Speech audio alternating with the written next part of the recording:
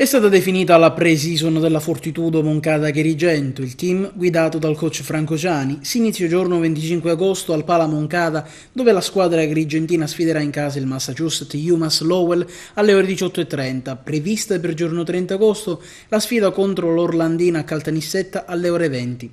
Data importante quella del 20 settembre che vedrà come amichevole in campo sempre la Fortitudo contro la Pallacanestro Trapani alle ore 18:30. Infine sono previste le sfide per le date 23 e 24 settembre dove la squadra parteciperà al torneo di Ragusa. Un campionato ricco e pieno d'eventi, un roster rinnovato quasi interamente. Saranno degli step importanti per il coach Franco Ciani, dunque, che avrà modo di capire come gestire al meglio la squadra ed in che modo darle equilibrio e forma. Il campionato di Serie A2 invece avrà inizio il 1 di ottobre dove la squadra acragantina dovrà sfidare in casa il Latina. Squadra ambiziosa e promettente. Sul fronte calcistico invece cade il silenzio assoluto sulla cordata romana che sembrava essere disposta ad entrare in società. I presidenti Alessi e Giaparini non la menzionano neppure, dunque l'ipotesi sembrerebbe ormai essere scartata in modo definitivo. Inoltre non è ancora stata lanciata la campagna abbonamenti, probabilmente per due motivi. Per raggiungere la quota 1000, come auspica Alessi, la gente deve essere invogliata con la campagna acquisti, ma finora non c'è stato alcun riscontro, pertanto è difficile che possa esserci la corsa al botteghino.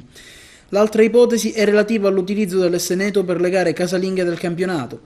Infatti non è ancora stato messo in regola l'impianto di illuminazione nonostante l'iscrizione al campionato di Serie C.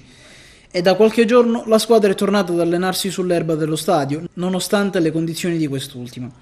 La ditta Centinaro si è subito messo all'opera ed i risultati cominciano già a vedersi.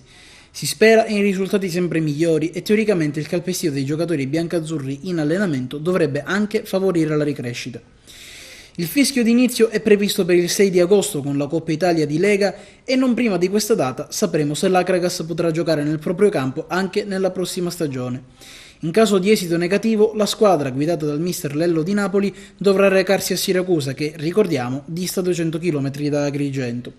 Si profila dunque una stagione bollente per lo sport agrigentino, tanta voglia di fare, speranze, aspettative e tanta fiducia da parte dei coach delle due squadre nei confronti dei giovani.